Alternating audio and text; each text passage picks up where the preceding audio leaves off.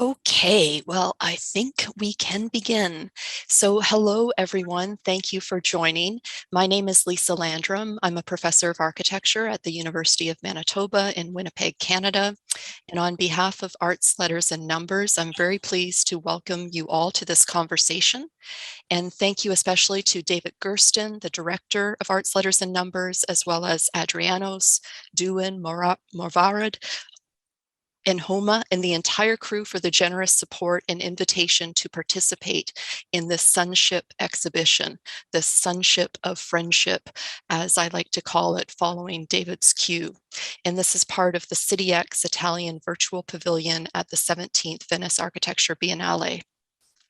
So as you may know, the SunShip is conceived as the arc that makes the flood possible, the last architecture before the flood and the first architecture after the flood. But what is this flood? The premise seizes our present floods of misfortune, inequality, and precarity as the very situation from which we must rebuild architecture as a life-sustaining discipline. And today we'll be hearing a couple poems created directly in response to this arc of provocation.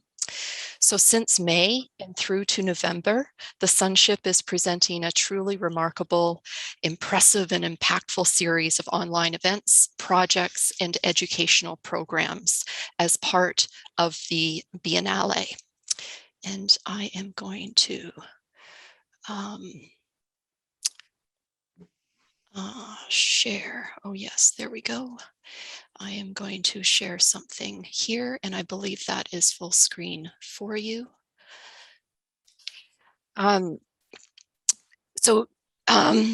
Yes, a remarkable series of online events, projects, and educational programs as part of the Biennale. And this is organized, the SunShip team has organized this into a series of interconnected houses for film, exhibitions, public gathering, music, material imaginations, and conversations. And today we are assembled here in the House for Conversation for Archi-Poetry and Invisible Theater. So today's exchange is Act 3 of a 5-act series exploring dramatic modes of architectural imagination. But before plunging into the poetic agencies, which is the mode of today with archi-poet Ted Landrum and circus master of Invisible Theater Grant Guy, I have a very brief preamble to situate this poetic episode as part of a larger research project intersecting the Biennale question of how will we live together. Now, Arts, Letters, and Numbers is modeling one way to live together through the remarkable global teamwork of a dispersed SunShip crew from around the world, Hangzhou, Tehran, Athens, and New York.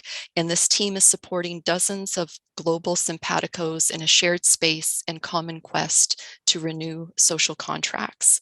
So I'm honored to be joining this transformative and restorative space from Winnipeg at the center of Turtle Island, otherwise known as North America.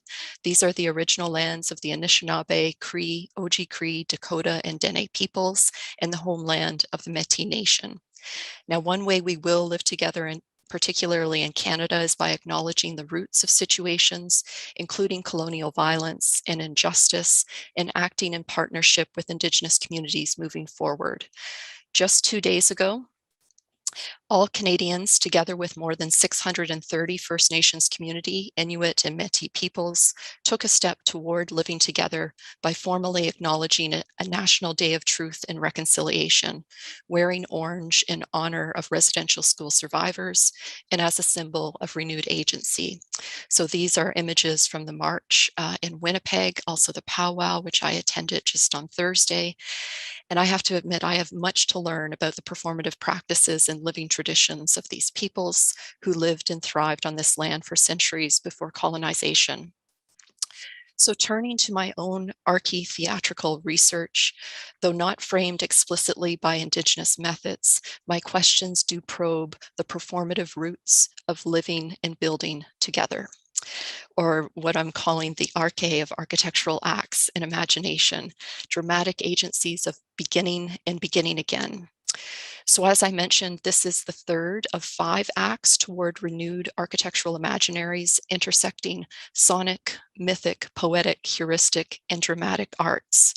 Just last Saturday, we hosted Act 2, a fusion of flood myths and cosmic rebeginnings entitled Ba, the Indonesian word for flood or deluge, created by graduate student Andrea Lange together with Seeds Motion, a Bandung-based animation company and a group of global storytellers.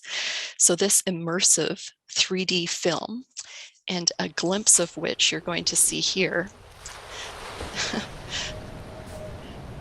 Obatala was the god of sky. The Babylonian flood story was found in And the creator of Prophet really. so this work integrates multiple flood myths from Sumerian, Hindu, Judeo-Christian, Arabic, Norse, Nigerian, Filipino, Chinese, and indigenous sources into one tale, imploring us all to care for one another and preserve Mother Earth. So 3 weeks ago, we hosted Max and Orion Sandrid, and they presented Act 1, Sonic Trails, a multimedia installation and polyphonic sounding of the city in lockdown, which was live streamed to the SunShip for 101 continuous hours.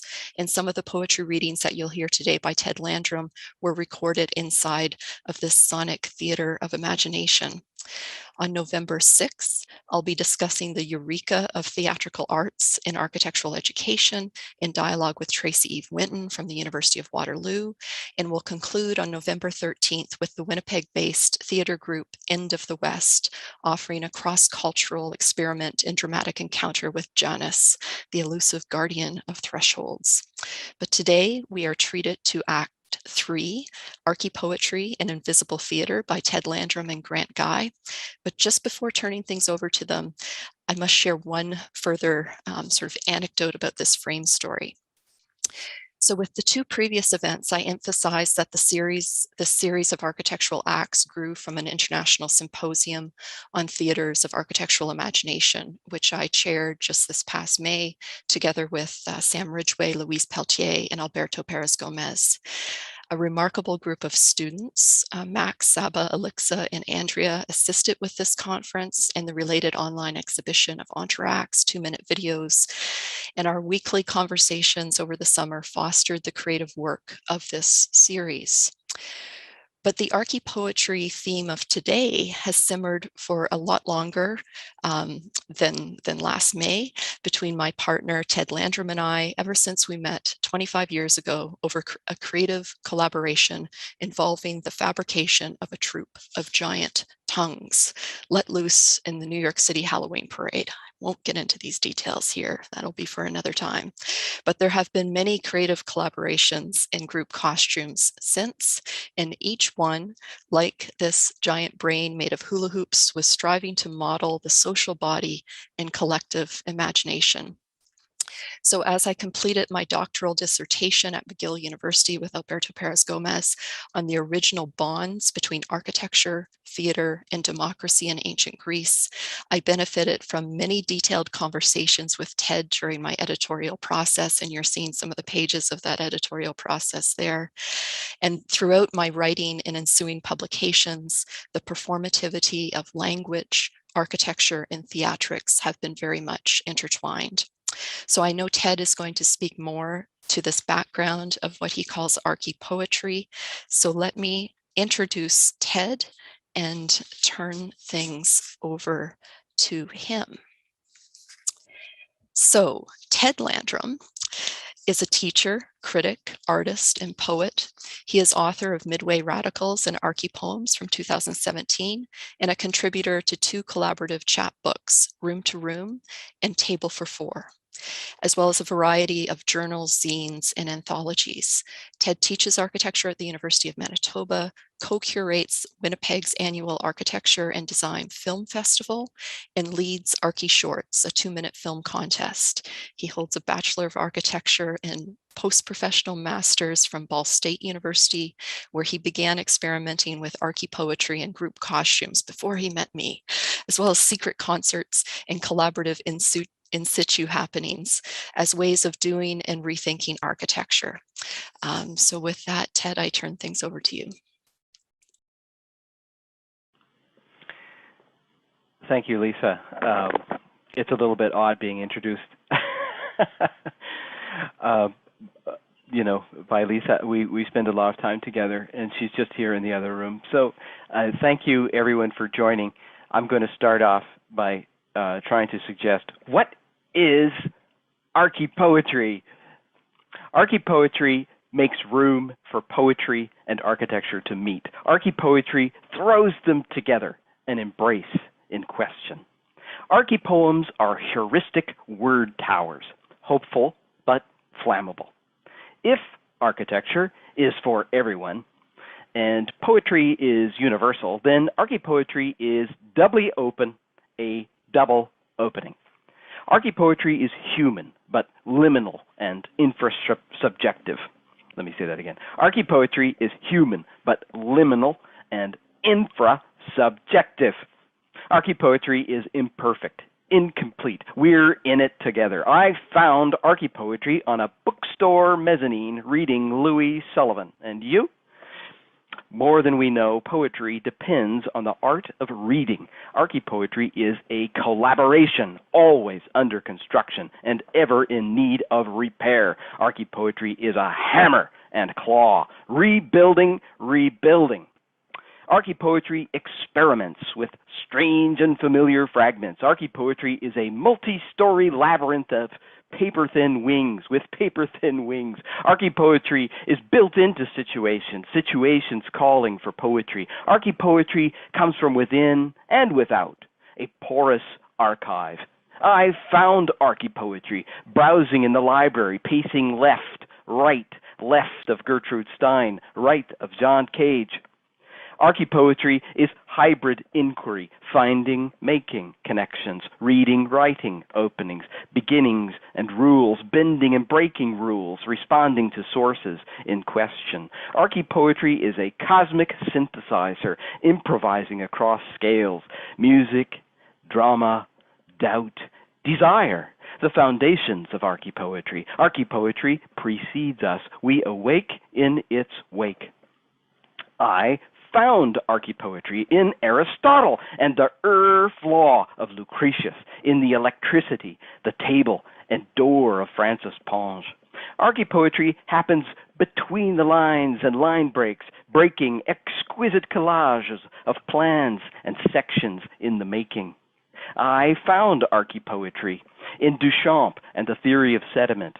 Archi-poetry is a festival of genre-jumping pandemonium, rhythms of urgency and calm and multifarious crossings. Archi-poetry raises questions, readers bringing more to the table, layering, spilling over concerns, making room for more in the architecture of poetry and the poetry of architecture. So thank you for listening to that. And I need to just say quickly that I have here probably material for a 4-hour lecture, and I'm not going to do that. We're going to have hopefully a little less than 30 minutes of archi-poetry, and then we're going to bring Grant Guy, an amazing Winnipeg theater maker, an artist and a writer and a poet himself, into the conversation for a little less than 30 minutes of invisible theater. I'm going to share 5 archi-poems, and that was one of them. And Grant Guy is going to be sharing, I counted, at least 25 invisible theater events, and that's not counting the accidental events that may well happen and have already happened on this amazing Zoom theater. So right now I'm going to do the miracle of sharing presentation and clicking all the right buttons and going full screen, and I have the wrong PowerPoint up. So there we go. And let me go to the beginning, and voila. Okay. No.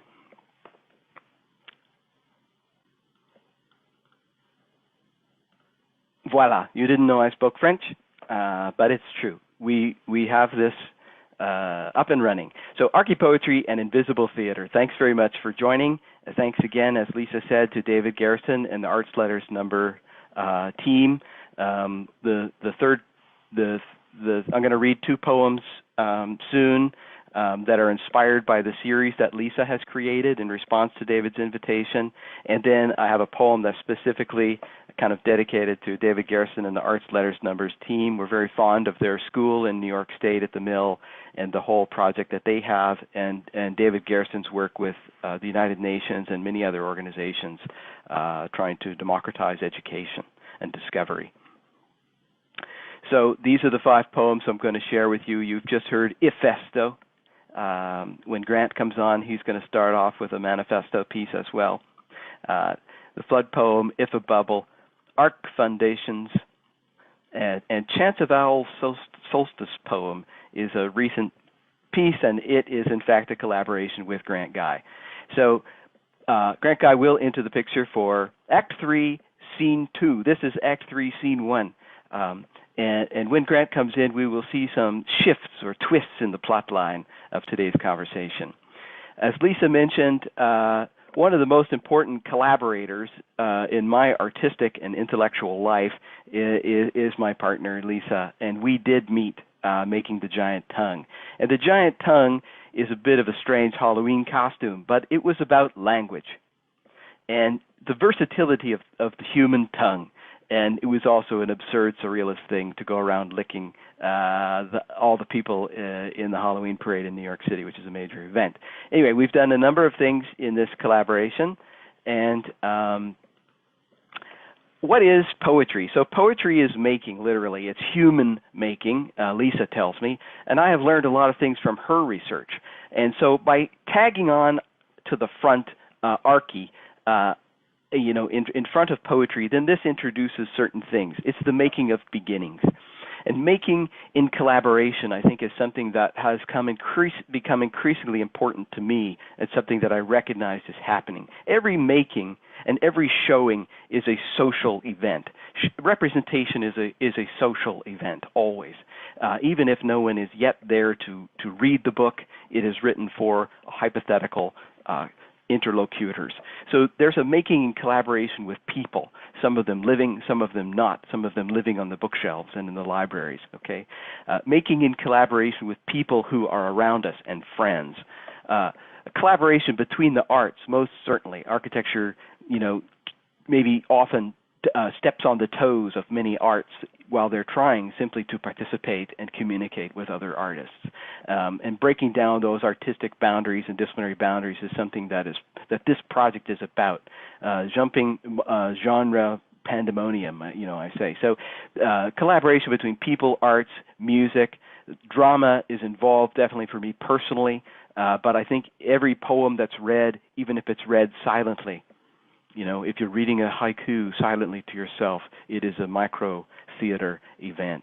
And for me, it is a research. It's a hybrid research about poetry and architecture. What is the poetry of architecture? And where does the poetry of architecture and the architecture of poetry meet? Okay, Archi-Poetry, it makes room. It is making situations. I put on the little promo for this event.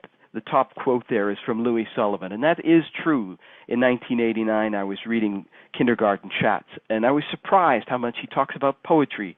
And he says, what is poetry? Well, poetry is the very soul of adventure, and it is that which creates a situation. So Louis Sullivan, surprise, surprise, is a poet and a thinker about poetry and architecture. So that's very important. It's the making of beginnings. I have learned this from Lisa. If we understand arche as archaeology, it is more clear. If we understand arche in terms of the archive, it is more clear what we are talking about. If we assume that architecture is about buildings, then that is a big mistake. Archi-Poetry is about making beginnings, making openings, and making change. This is just a recent event.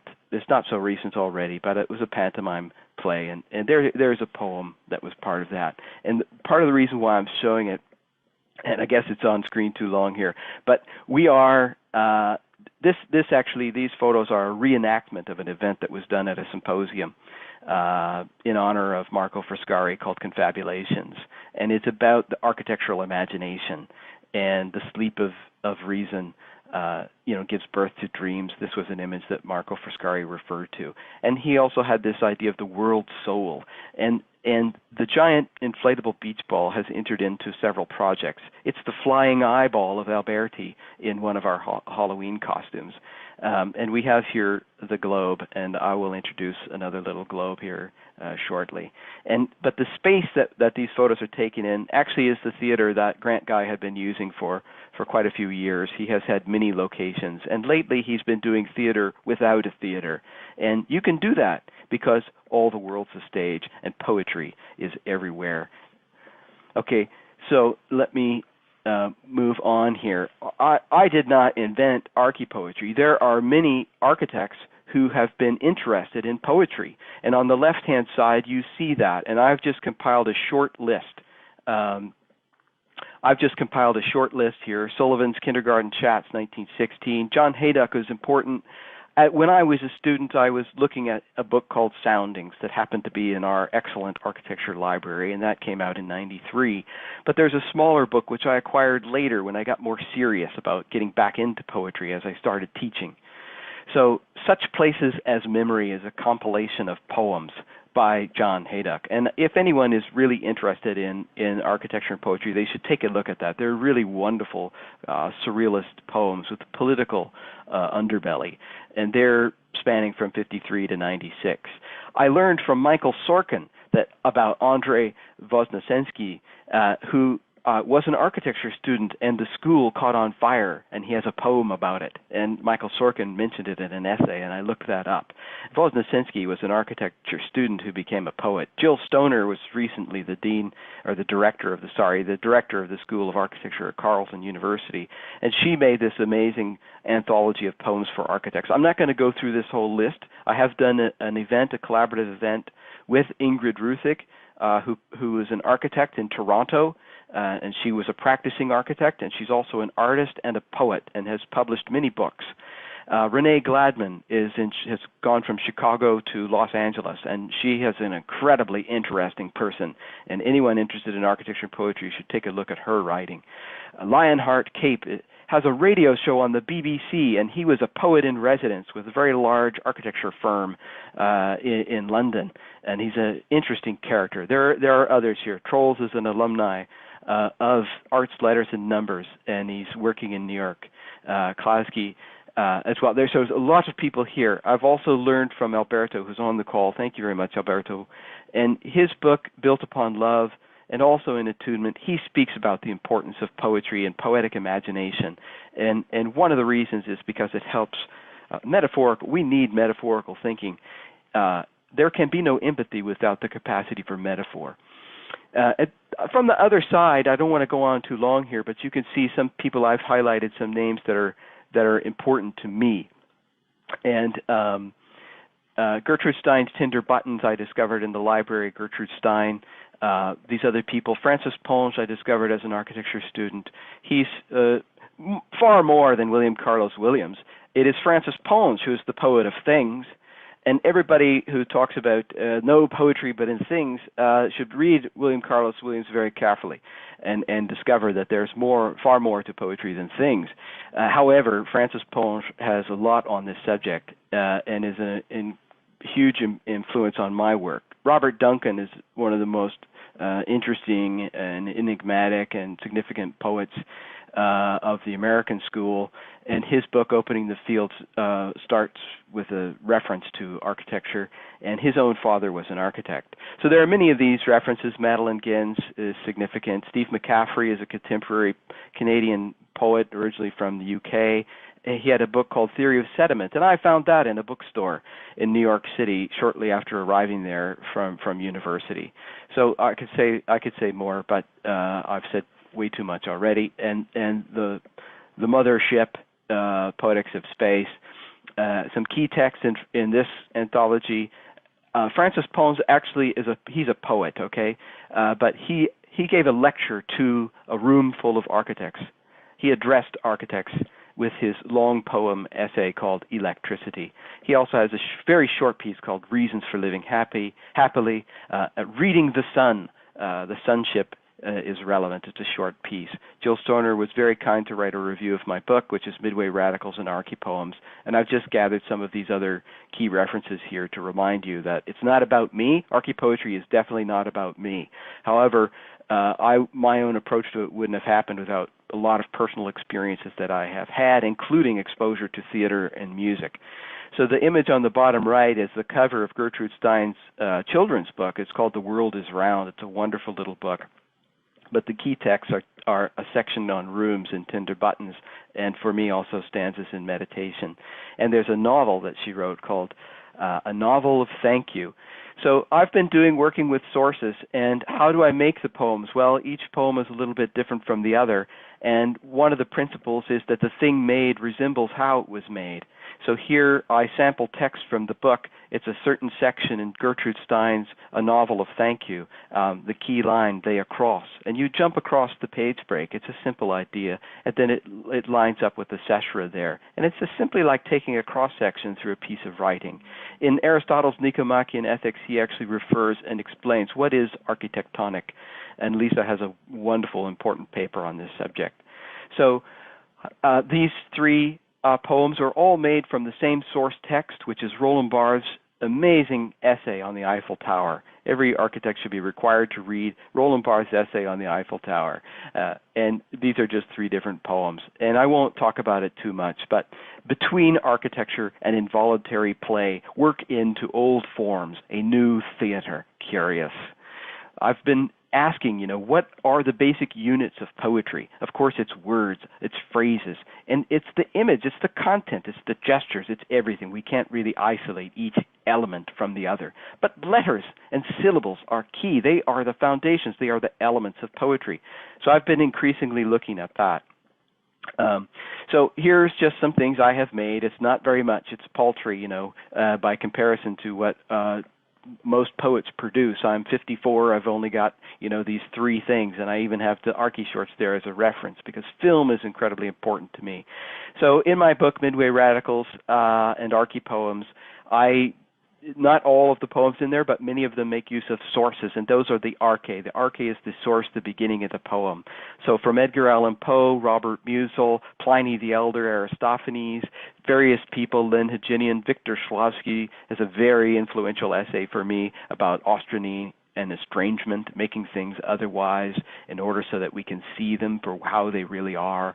Henri Lefebvre, even John Ruskin, who considered himself a poet. Okay, so collaboration, let me come back to that. That is the main theme for me for today. Archi-poetry is so many things, but one thing, it is social and it is collaborative between arts, and it is collaborative between people, and it is collaborative between processes. For example, the act of reading and the act of writing are intertwined and collaborative. They're mutually reciprocal acts. So we sat at a table. The table is a reference to Francis Poe's book-length poem about the table where he sat for many years working on his poems. And you can see now the resemblance between the Table for Four and the Gertrude Stein book, and that's the template here for the design of the Table for Four chapbook, which was produced by four co-poets. We called ourselves Eccentric Crops, and that's an allusion to Exquisite Corpse, which is the surrealist game. None of us invented collage poetry. We were just having fun doing it.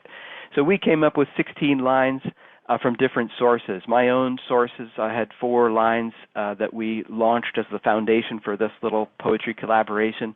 1 line from Steve Mccaffrey, a line from Francis Poems, T.S. Eliot, 1 from Gertrude Stein. But there are 16 source lines that are the foundation of the text for this book. 1 is a line that says, "I came here for the stretch." And Stephen Ross Smith overheard that statement made by a guy named Claudio in the locker room. So not all of the sources are elitist texts. And at some point, early on, we made rules, and then we instantly started to bend the rules and break the rules. Arche are rules. They are rules and processes and principles. That's one of the things that arche means for me and for in Lisa's writing about architecture. So one of the rules that we established was that we rearrange these words that are in these 16 lines. And right away I started to change the game and rearrange the letters instead. And so that boom, that was a realization. And another collaboration, so that's one collaboration. Another collaboration was these two archi-poets that are in Toronto. Komi, originally from Nigeria, and he's a painter also. And Ingrid also is an artist and a collage artist. And so, she's an architect, worked many years in the field. And the three of us did this event in Toronto, and Elsa Lamb from Canadian Architect joined the conversation. Thank you, Elsa. I have done collaborations, and these have arisen actually from invitations from other people, not necessarily from myself. But it's a small community. The art world and architecture world intersect and overlap here in Winnipeg, and that's a wonderful thing. So this is an event at a place called the Graffiti Gallery, and these are musicians and artists, and poets and filmmakers. And we got together and have done 3 events in the Graffiti Gallery, and this is just one of them. And the source poems that I used for the piece, you'll see I'm using a megaphone. It's the simplest PA. Walking Rooms was from Gertrude Stein, and Line on the Line is a text from Kathleen Fraser. She has an excellent little book. It's not so little collection of essays. She passed away recently, called Translating the Unspeakable. Kathleen Fraser refers to herself as an architect poet on page 2 of that collection of very provocative essays on experimental poetry. And so that bit of process poetry you see on the right is me working through a text, sampling text, and then further whittling it down and down and down into a piece called Line on the Line, which was read right there through that megaphone. On the left here is I like to use simple text over and over again and resample my own samplings. And so this is from the section called Rooms in Gertrude Stein's Tinder Buttons.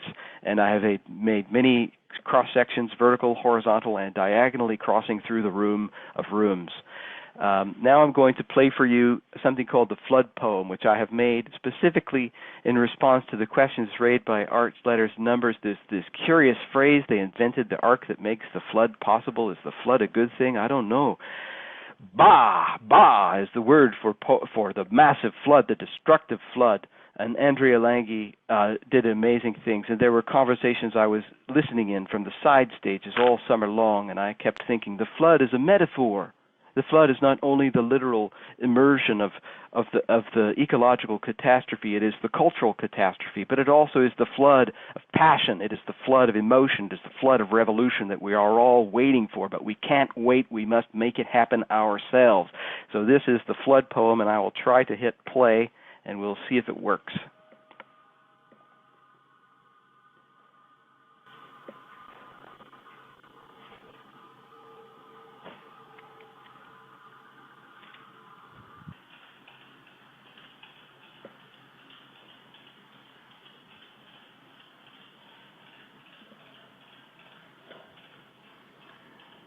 The Flood Poem. The Flood Poem.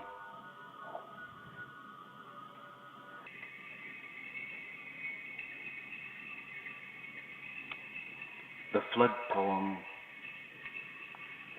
SunShip connects everything, everyone, every day. Sky connects everything, everyone, every place. Sea connects every vessel, every place, every thirst.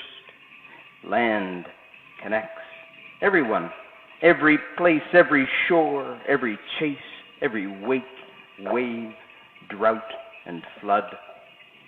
Flood of doubt, flood of confidence, flood of food, flood of hunger, flood of people, flood of language, flood of emotion, flood of memory, flood of dream, flood of night, flood of light, flood of electricity, flood of hydroelectric dams, flood of displacement, flood of refugees, flood of excuses, flood of denial, flood of truth, flood of consequences, flood of loss, flood of renewal, flood of silence, flood of visions, flood of desire, flood of hope, flood of curiosity, flood of jobs, flood of technology, flood of inventions, flood of mistakes, flood of pain, flood of justice, flood of panic, sort of calm, the flood poem.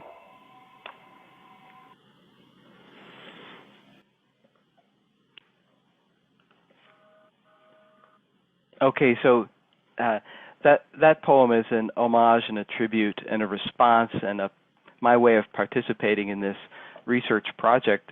And the installation where I've recorded the poem is in a piece that was designed by Max Sandrid, who's an undergraduate architecture student, and he's been working with Lisa 2 summers in a row and a bit more than that.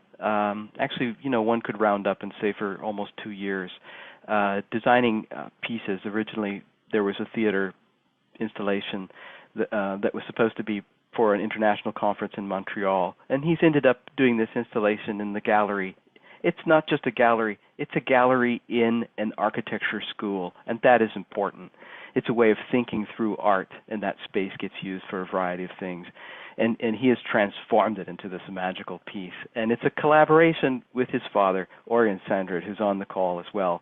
So the music itself, if I understand right, is called Sonic Trails. There's an album. And that music is aleatory, I say. It involves artificial intelligence. It involves a lot of decisions of the maker in collaboration with machines. And Sonic Trails Lockdown is amazing. That was Act 1 of this series. I recommend people check that out. And thanks to Max and Orion, and I really respect the work that you did in that space, and it creates a kind of atmosphere. I don't know, do we need a visual atmosphere for a poem? You can simply read the poem, the words on a page. That's true. So it's a challenge whenever in any of the arts we combine things. Grant Guy tells me that people can listen, can respond to 2.5 kinds of things at a time. So we can mix image and text and a half of something else, but it's very hard to pay attention, for example, in an opera, to everything at the same time. At any rate, there is this event.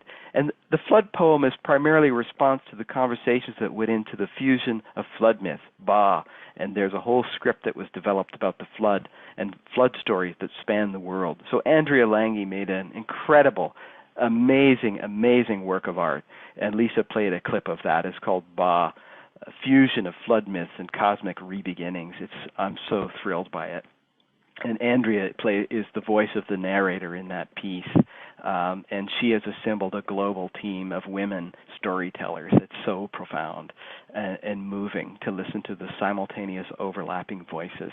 And so my piece, the flood poem, is just a silly little, I just wrote it very quickly in response, listening to them talk about the meaning of all these myths and what is it? Joseph Campbell speaks about the power of myth as connecting everyone. Is there such a thing as the collective unconscious? I think we have to build a collective consciousness as well. So let me try to advance the slide. There we go. This is the second poem, and the first one, the flood poem, is for Andrea. This specifically, and this poem is for Max, and I'll just play it now. It's called If a Bubble.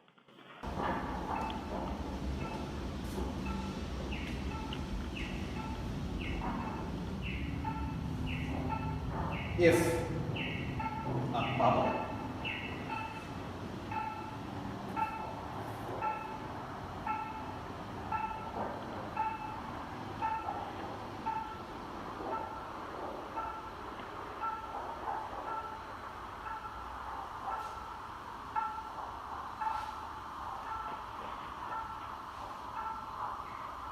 If a bubble, it was a rare hike toward a perfect spot, to await the glittering quiet. Not alone, they spotted breakthrough, eye to eye, together experience, formative and profound. Simply sunset. What are we to make that we share like a sunset, projecting another way of looking, how we view this one planet?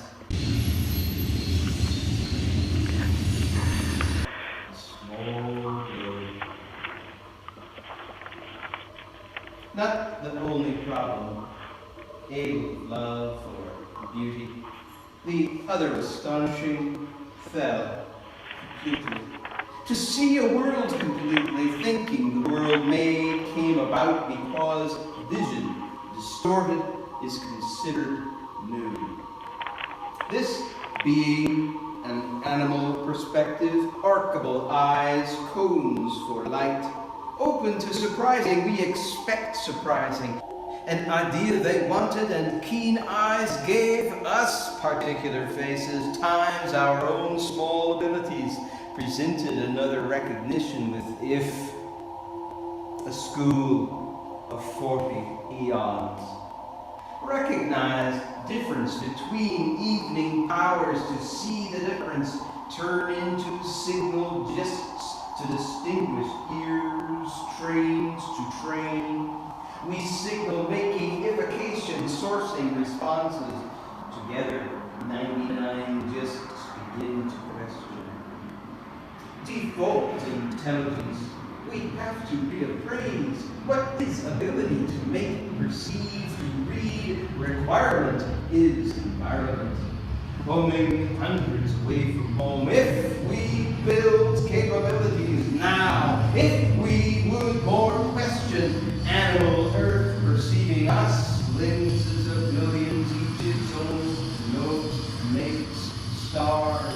Sense we have making the environment constructs realities fractional. Her eyes we call visible wavelength within a wave, blue above, below, even what we do in the outside world. Redependent eyes of sunshine, part of the arc that corresponds. Either ally equipped to see the forward portion, giving way to ultra-visible, ever more invisible, we feel continue. The long programs, billions of signal systems, in other words, we think of means invisible seeing. Wilder ranges, ultra-intra-specialized, to see in the blind cause, readings generate the spectrum. Us, a bloom that can see, lit up like a secret bullseye, find fluorescing trails. While we mean you, cause the responsible to see so good it can spot being able to build or perform, able to build or perform if all.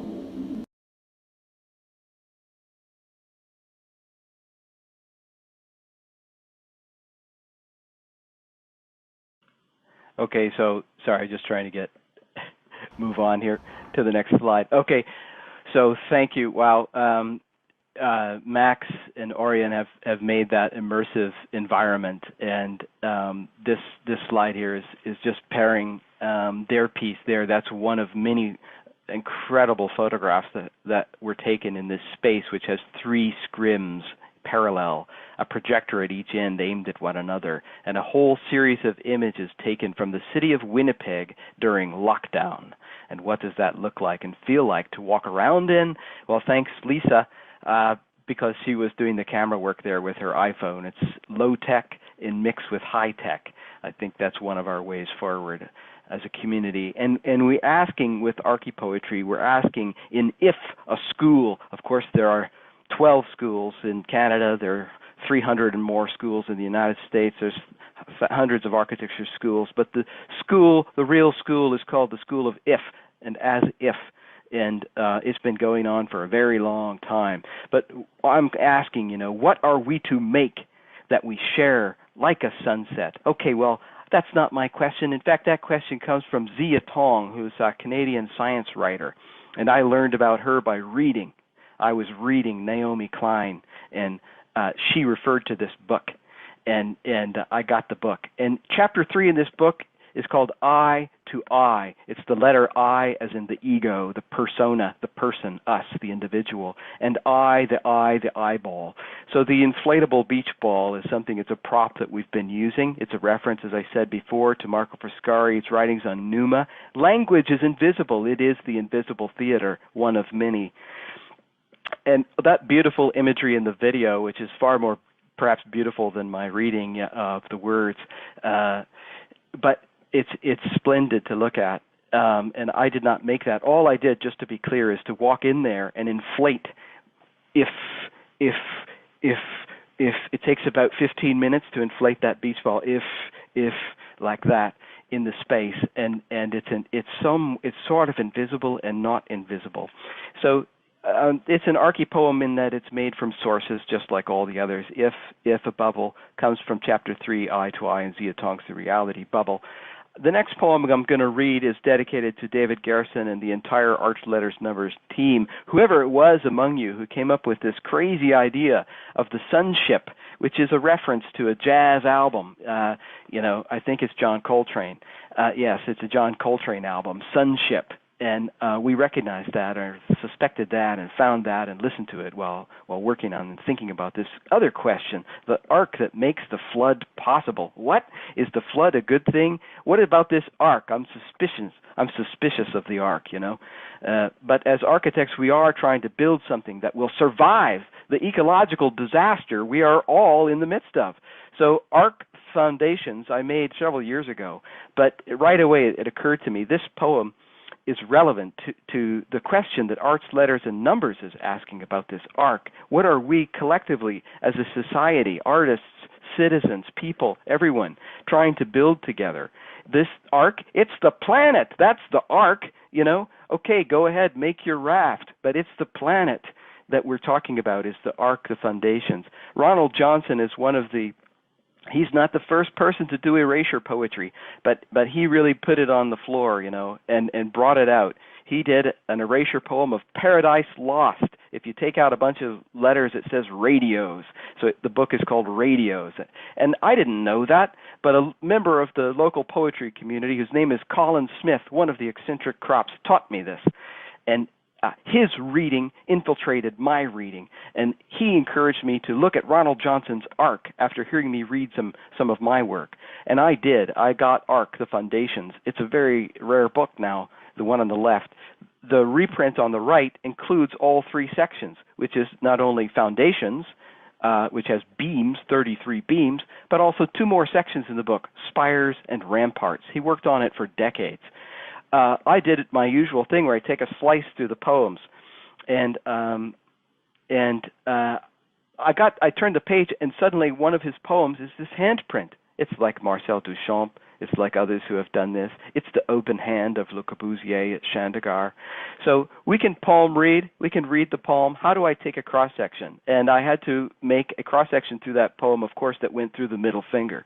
So I won't read you that poem, but I will now enter into the next piece.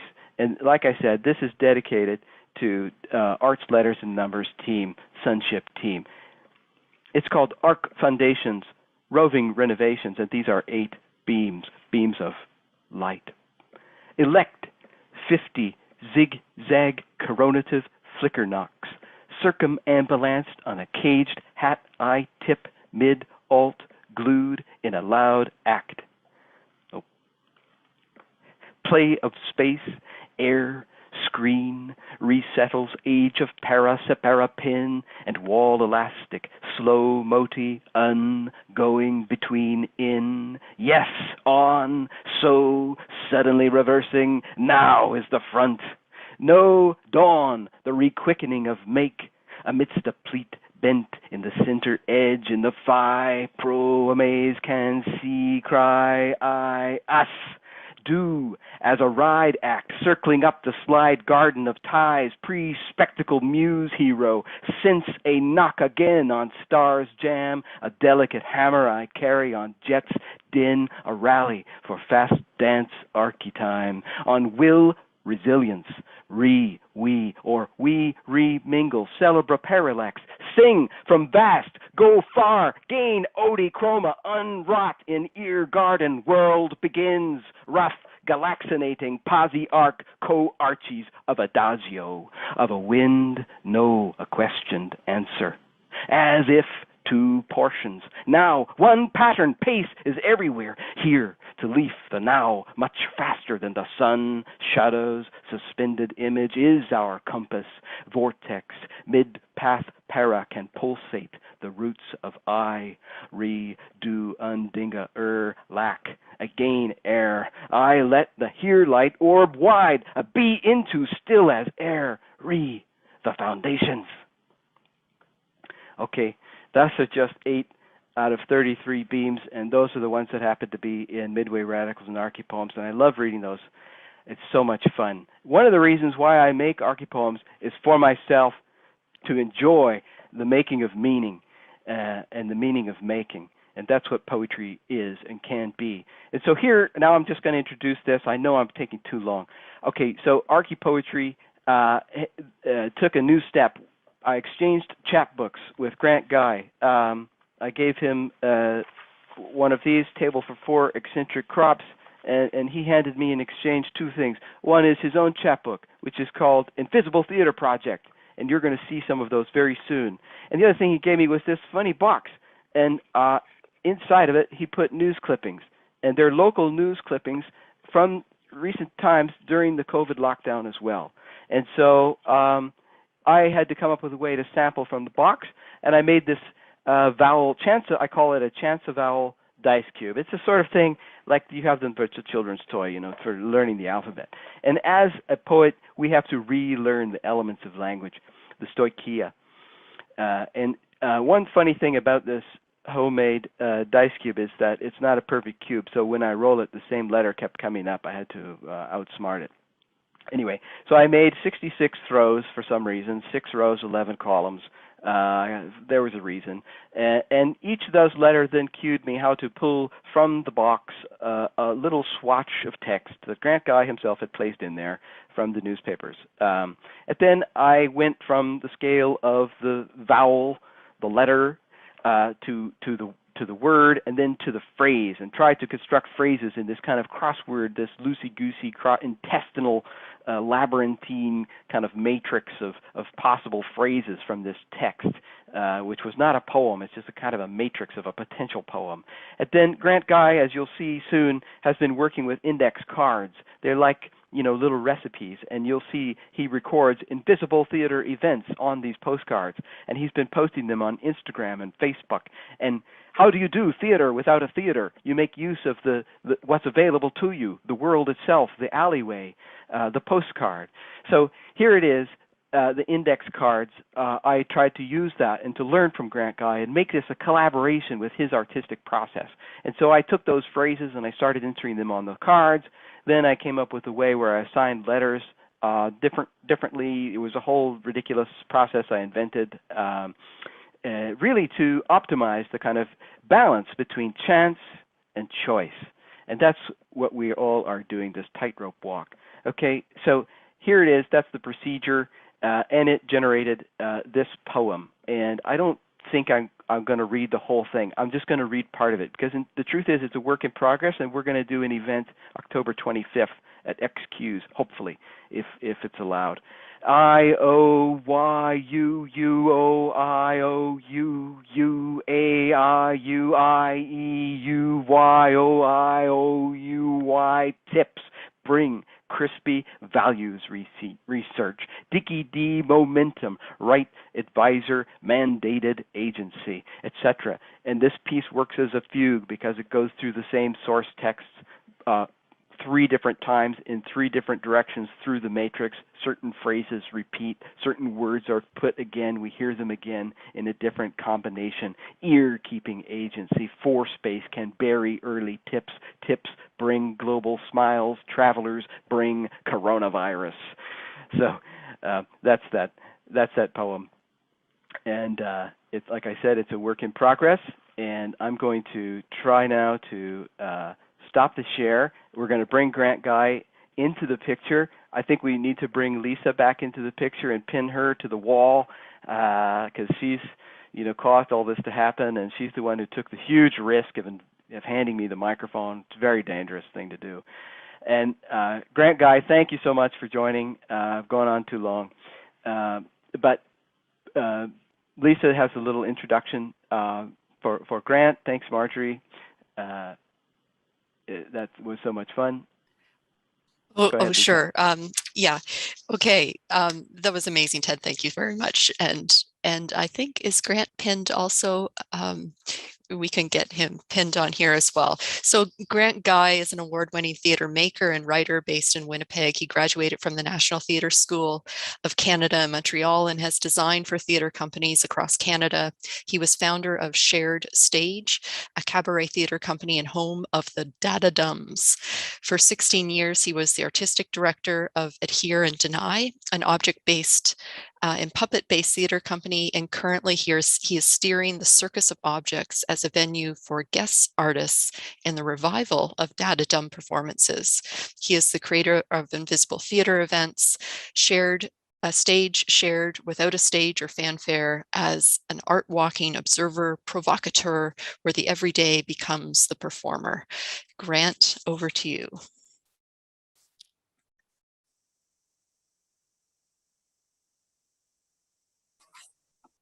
Can you hear me?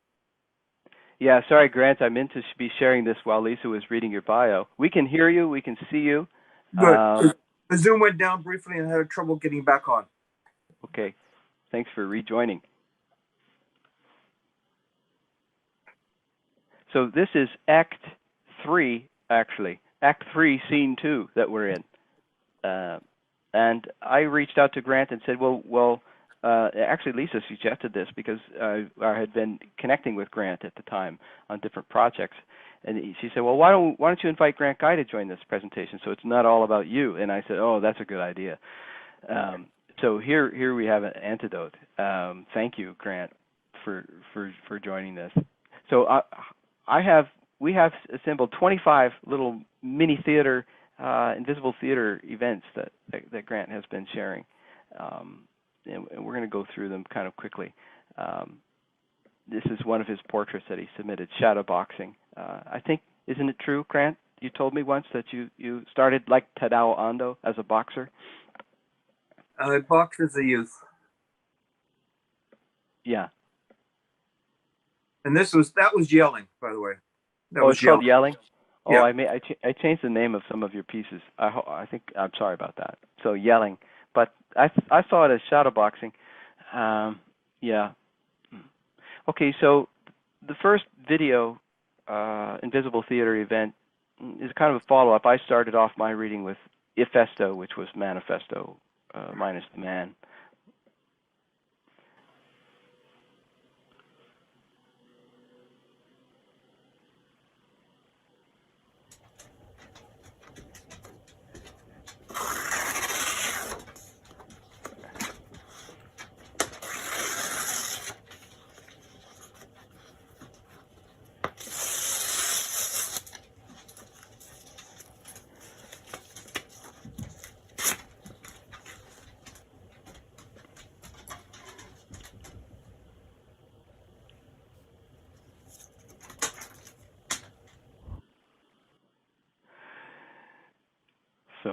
So much for the manifesto. Exactly.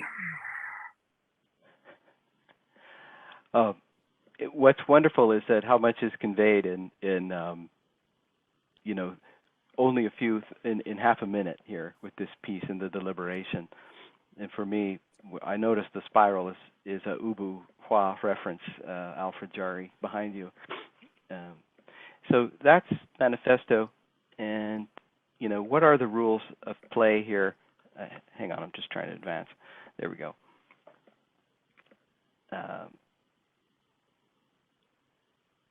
This is one of the various scenarios that I created for the Invisible Theater.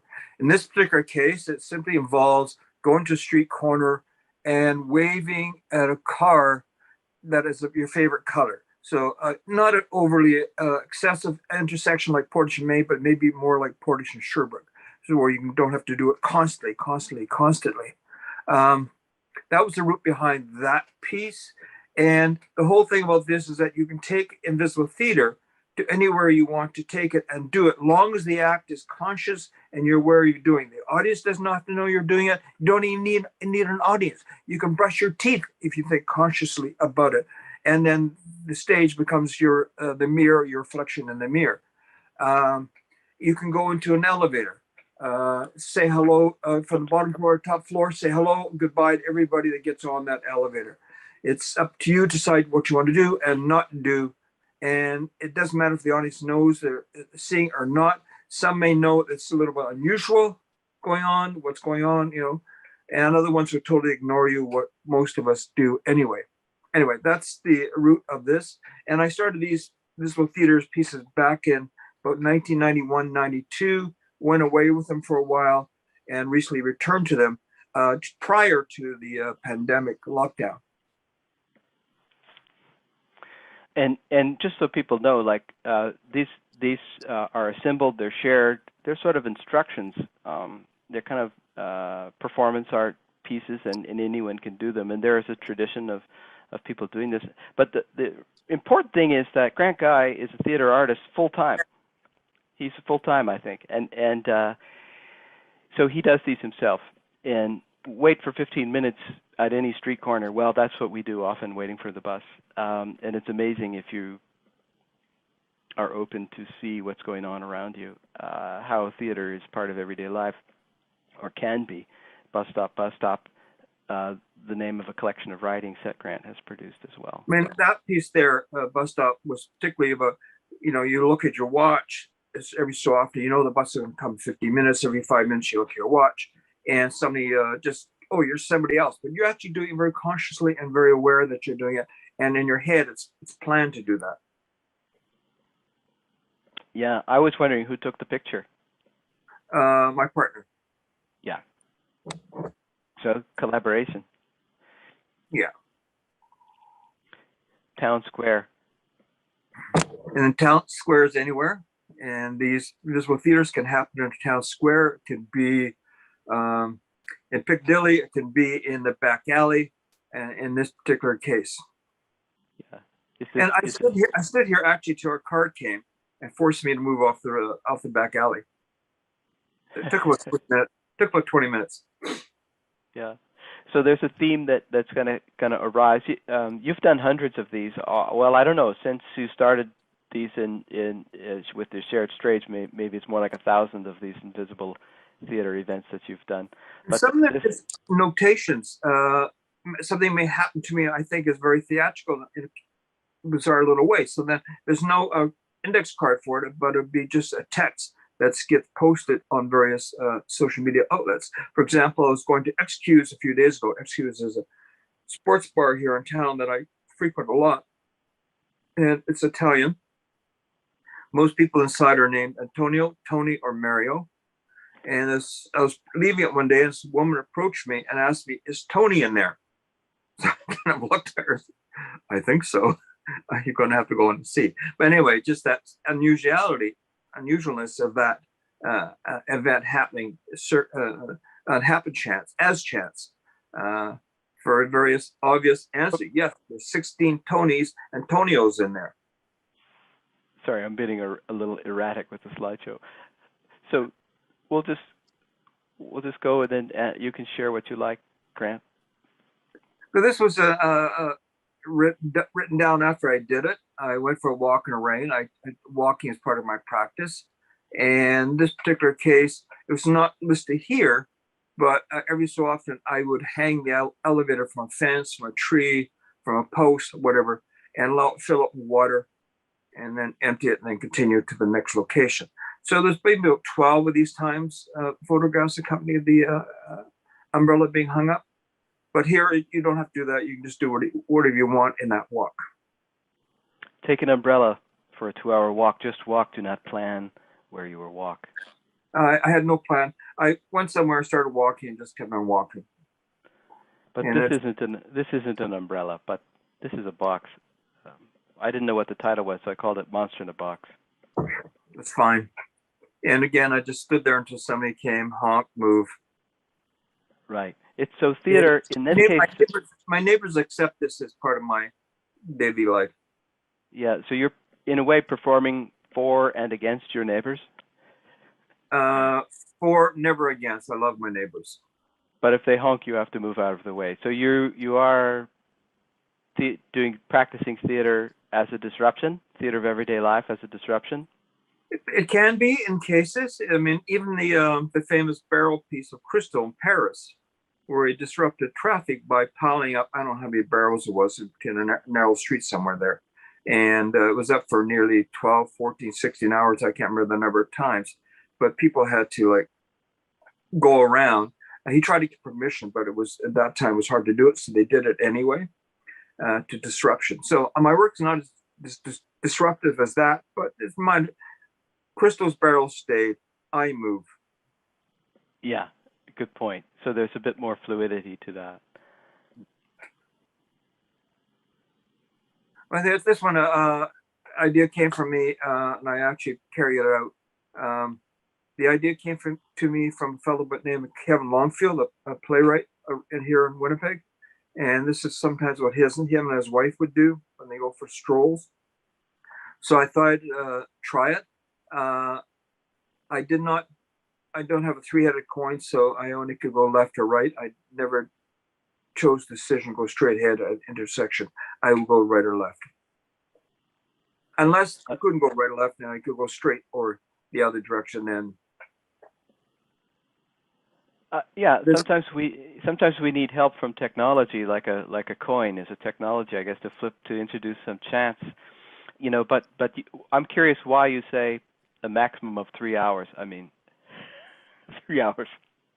That's about how long I walk for I have to take a pee. I see. Okay, yeah, it's about the bladder. All right. So here we have. Oh, did I miss one? Yeah, no. Here was another one. Sorry. Oh, this is again a simple one. You just stand on a corner and make sure somebody's beside you and go, oh, they look at you or they move away from you, or they will say, yeah, I agree, it's that kind of day. Sometimes these do invite interactions with people. Yeah, interactions with people. I mean, this is, it's so important to the way that we think about the life of normally, right? And we're sort of being forced to isolate and disguise ourselves. Everyone going around in a mask, but the daily encounters at the intersection with people who are strangers or vaguely familiar. It's like you recognize the stranger because they're in your neighborhood. But these kind of propinquity events are... A piece like this, I would do this with somebody I do not know. Yeah. Because somebody I know would create a different kind of scenario that I'm not looking for. Mm-hmm. So again, sometimes you choose your location and the people around you based on what you want it to be. So there's chance here, but also the improvisation is somewhat limited. So you could be on your way to pick up some bread at the grocery, but then I'd have to decide I'm going to leave my house to go to the grocery store and get bread. I just don't have to go and I need bread and get it. I have to make the decision. I have to get bread as part of the whole act. It would be an act. Okay, so if you're just running errands, you might not do a spontaneous invisible theater event. I mean, somebody might have, I'll be an audience to one. Right. Taking a walk from Portage to the perimeter. It's about a 2-3 hour walk, maybe 4, I can't remember. I was walking by a strip mall and a car's alarm went off. There's about 8 cars in the strip mall. Car's alarm went off and that set off the other 7. So I had this little early 1921 Soviet orchestra going on. So that time I become the audience in the event. So I'm not always the performer, the doer, but sometimes other people, the doer, like the woman asked me about Tony and side excuse or the cars going off. Sometimes I'm simply an observer myself. I am the audience, purely the audience. Yeah, but you're an active observer and you're a theater artist thinking about all the time about your next. You go to traditional theater, hopefully you're also an active audience member, that sort of Brechtian kind of relationship what's going on stage. For most people sit in the audience that wash over like some sort of bland TV show. Yeah. So for those who don't know, I think it's true in a lot of cities, but Winnipeg has a lot of kind of Samuel Beckett-like characters, especially downtown where Lisa and I live. And it is, I do feel like sometimes I'm in a Samuel Beckett play just when I walk through the downtown. Did I cross a line? No, we haven't shown this one yet. This one was, this is a video. It's a response to two people I know, Catherine Gaglione in Knoxville, Tennessee, and Anna Montenegro from Argentina. They did a collaborative piece called Crossing the Line. And this is my response in homage to their work, two artists I actually quite respect. Yeah, I love this piece. For me, you know, the last production in this sequence that Lisa's arranged is Janus, and it's a play by three neighbors who are working in the common space in their backyards and met one another doing theater, and they're calling it Janus, and Janus is the goddess of thresholds. And I for me, you know, I'll be in one room and I'll trying to remember. I go into the other room to get something. I get there and I'm like, what was I coming in here for? And then I have to go back into the other room in order to remember. It's a really weird thing, but maybe it's a mental problem I have. But at any rate, I think the threshold is very powerful. It's such a simple device, and it is part of the poetry of architecture, thresholds. And here I interpreted this when I first saw it as you're going into your studio in the morning to decisively to go and work on invisible theater. But in this case, the data dumps is precisely on Saturday, Sunday mornings, and when I produce most of the data dump videos. The visual theater happens all through the week. And I thought that was whoops, sorry. I thought that was a piece of tape on the floor. Nope, it's chalk. It's a chalk. So it's part of the series of chalk. Just drawn back and forth on the floor. Yeah. So the line is always there, but you make it visible. Yeah. You make it visible. So isn't that what theater's doing, making the invisible visible, the threshold? Of course, it's marked there by the door itself. Okay. Here we have another visible. Yeah. What's this? Yeah, I haven't done this one yet. I may do it soon.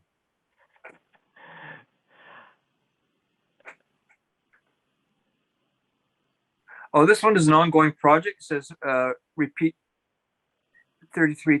This is number 67. I have this when I do my walks. I'll find a chair and sit on it for, as described, 10 minutes here. I get looks. I get what are you doing? I never do it on a person's yard. It has to be in the back lane. I don't want to invade their privacy.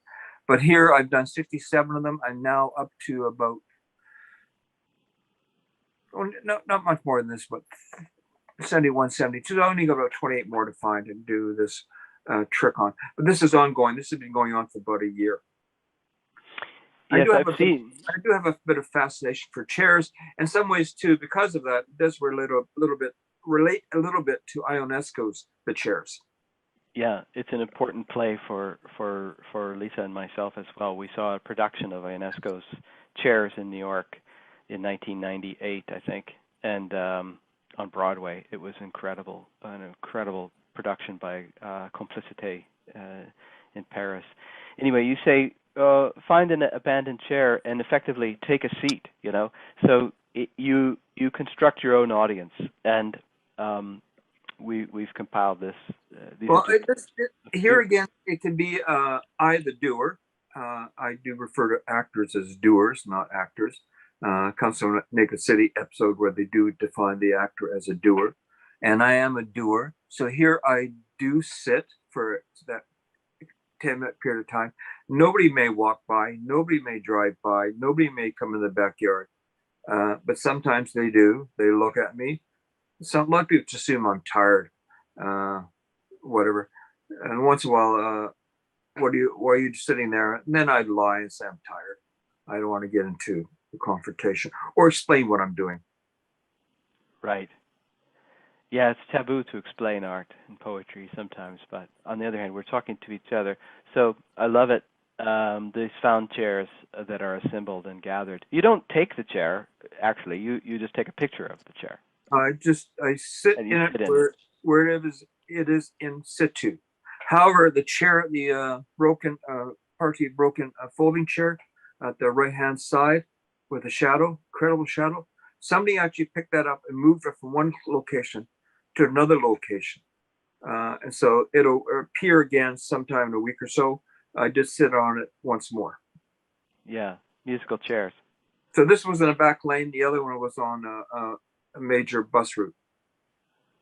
Yeah.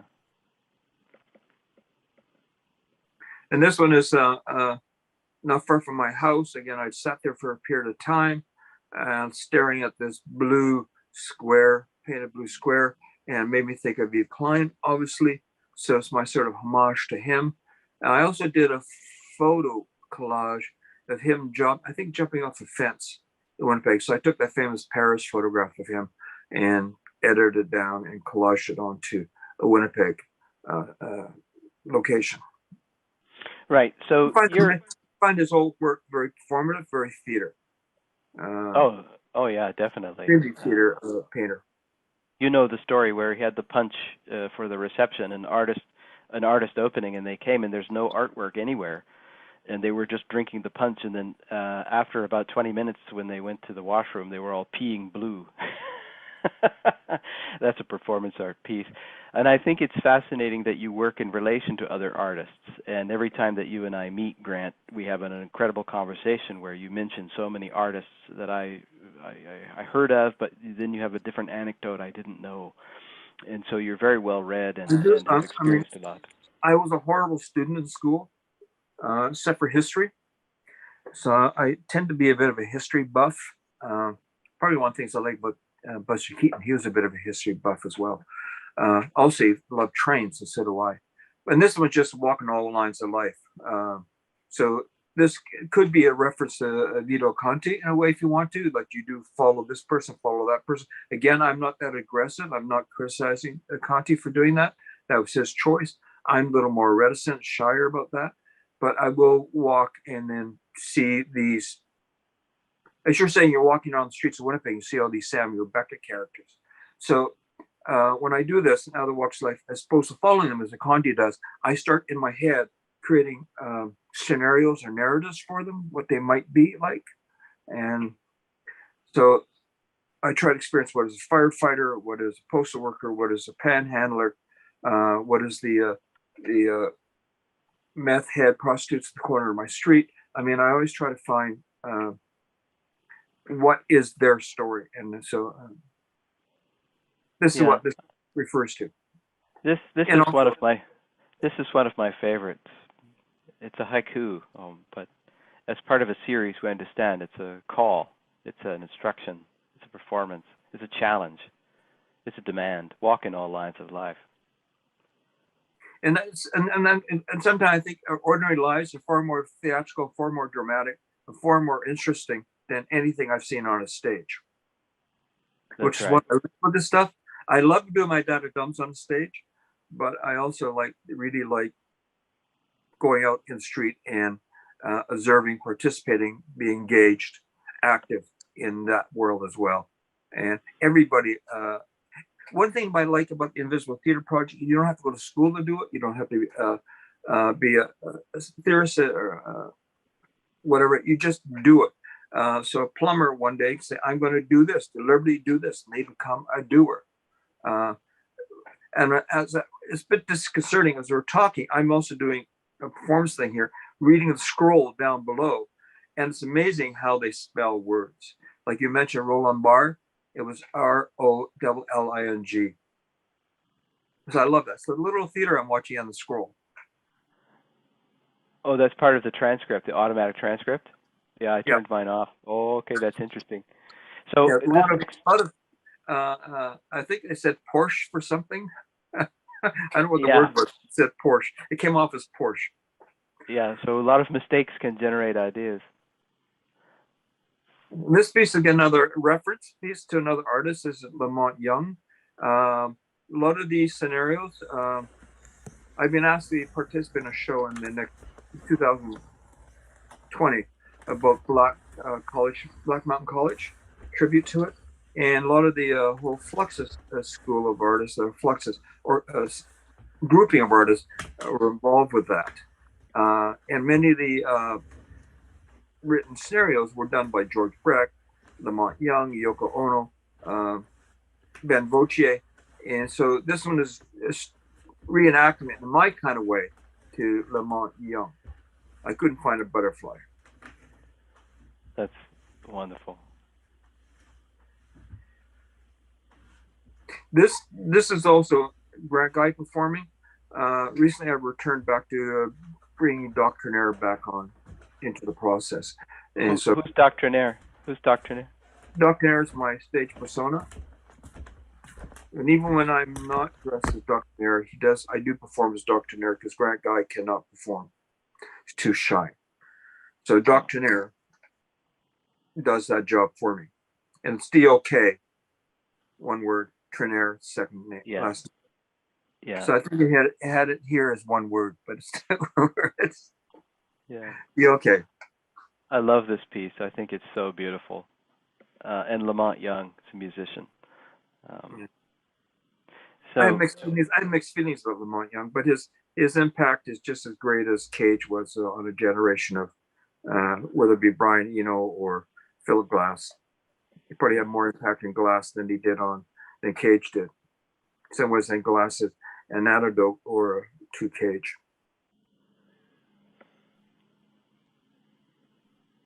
See, it was a glass of adult.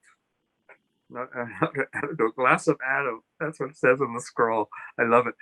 This one is a tribute to Richard Long, who's a walker artist I quite like. He does intervene in nature by creating, wearing out a patch of grass in a walk, or arranging stones in a desert, or whatever, things like that. Of course, compared to Hamish Fulton, another walking artist who doesn't intervene at all. But this is kind of like Japanese gardening, which are or as interventionist as English gardens, because they structure the garden, and when they want you to look at the nature, they make the step walking perfect. You're not going to trip or anything. When they want you to not look at what's around you, they make the stepping a little more difficult, so you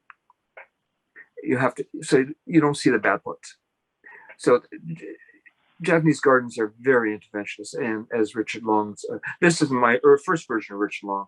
This is a version of using stones, and here I did it from the grassy part of a beach, and I carried the stones right into the lake. On this piece, I posted only about 10 of them, I think, and involved a walk, and I would find an object. In this case, I believe it's a stone, and then I would circle it. Continue to walk till I found an abandoned glove or some busted concrete around a sewer cap and things like that. And so and then they stay here. A kid can come by with a shoe and scuff it up. Cars go over it, rain washes it away, or it stays for 2 or 3 days. I don't know how long they stay for, because we have the drought here. So unless some kid or car washed it away, I'm sure it stayed for several days.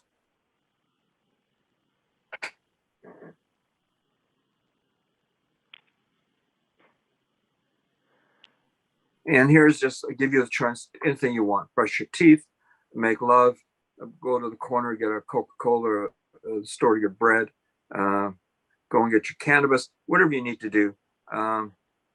You make the choice of what you want to do. I'm not going to give you any hint at all. You just do the doer. Da-da-dum, Spike Jones. I love Spike Jones. Spike Jones makes a lot of noise in his music. And this is my making noise in my kind of way, because I play instruments very badly. I do a lot of things. Actually, I play instruments very badly.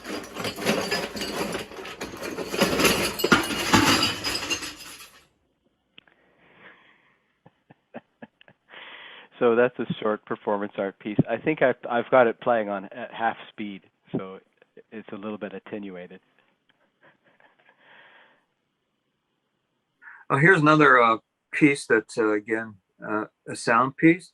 It's a tribute to Akio Suzuki, a Japanese composer whose work I quite admire. So this is a simple. Oh no, it's not. It's not that piece. In a way it is. In a way it is to him. But I did a piece that involved wrapping a bottle. He did a piece wrapping boxes with pack. So here's the slow transition from Grant Guy to Doctrinaire with the introduction of the nose. And I don't see here. His hat is involved. Can you see this? His hat is evolved to this. I'll wear it in case I want to get my picture comes back up. So the hats have changed for a bit. Hats are very important to me, both as a person and as a performer. Oh, the old magic rabbit trick. I do magic, not very well, but I do magic. I'm not enough to do a children's birthday party. When I do magic tricks, I purposely screw them up. They don't work. Whether trying to undo rings, there's the hat. I think this hat I'm wearing currently, it's on me in the video. This is the hat of the rabbit posed the other way around. But yeah, my magic tricks, it comes from an English fellow called Tommy Cooper.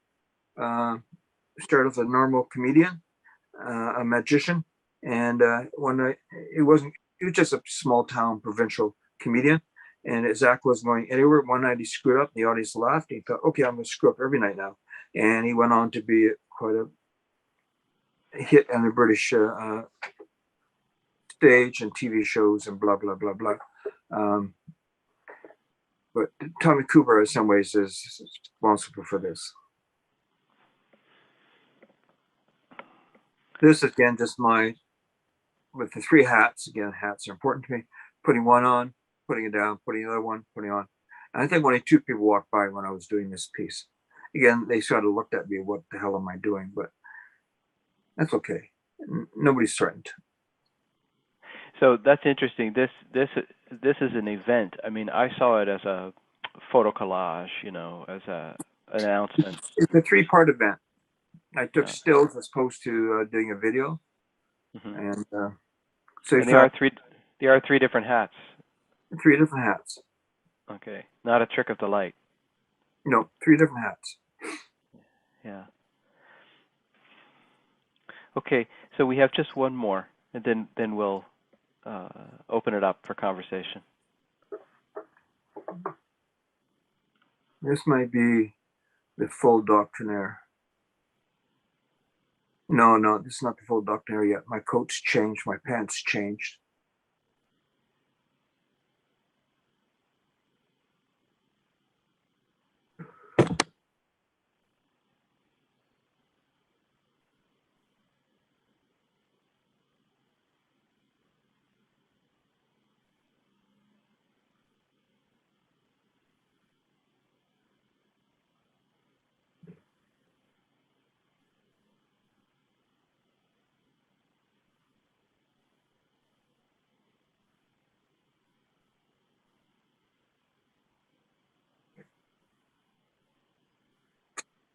Send in the Clowns, the only song by Stephen Sondheim that you can actually come out of the musical and hum.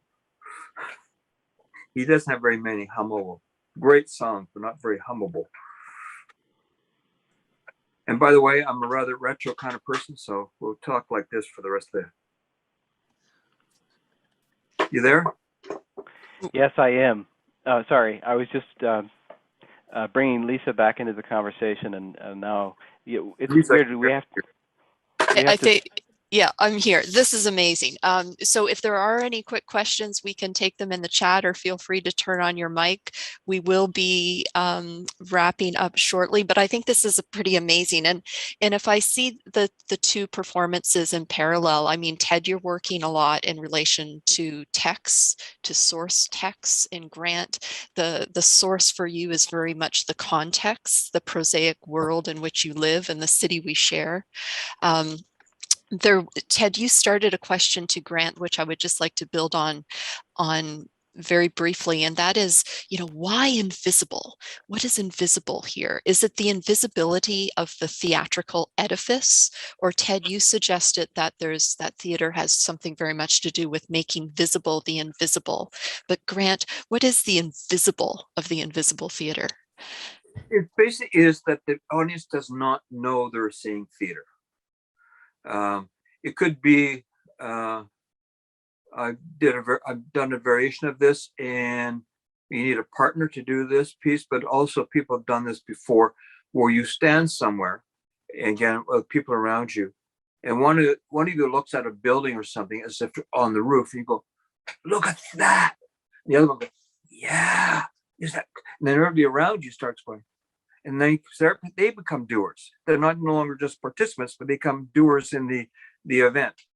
Again, it's very safe, whatever. And they just go away. Oh, I can't see what they're talking about.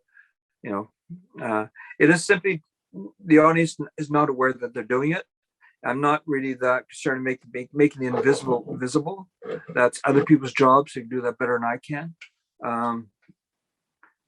Dario Fo, for example, is a great person in that range. Makes everything about us visible. No, for me, it's simply do something without the audience know that they're witnessing an event.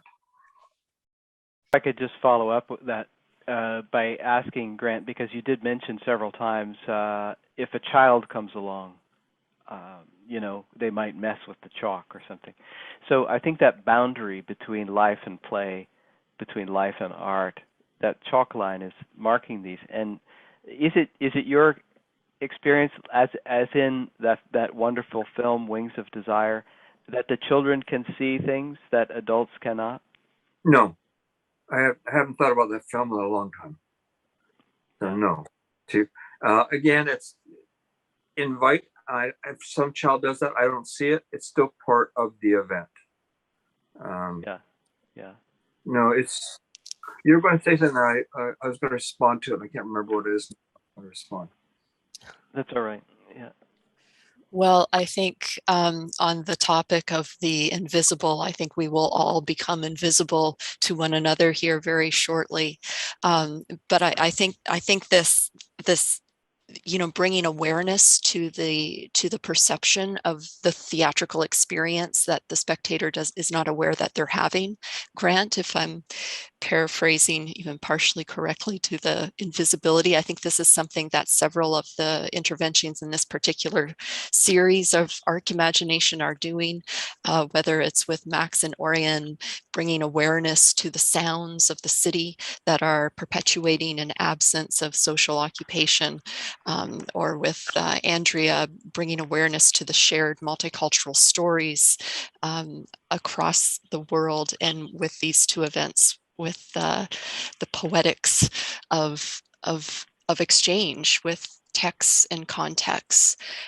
So thank you very much, Grant Guy and Ted Landrum, for sharing the works with us and inspiring us in this series.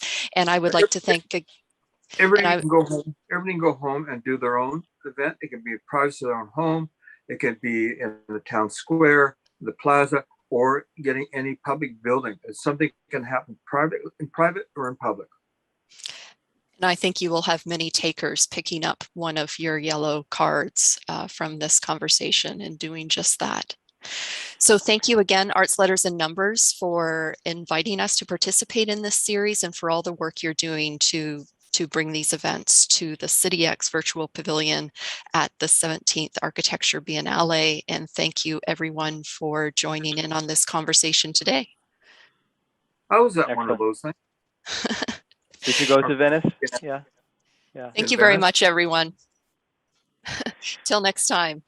Okay, see you soon. November 6th, you said, Lisa's the next one. That's right, November 6th. And thank you everyone for joining. Yeah, and maybe the conversation continues about theatrical imagination and its role. I think so. We do owe each other beer, Ted. Yes. You buy the first person, and we'll make it a theater, invisible theater event. You buy one beer, I buy the other one. Okay, it's a deal.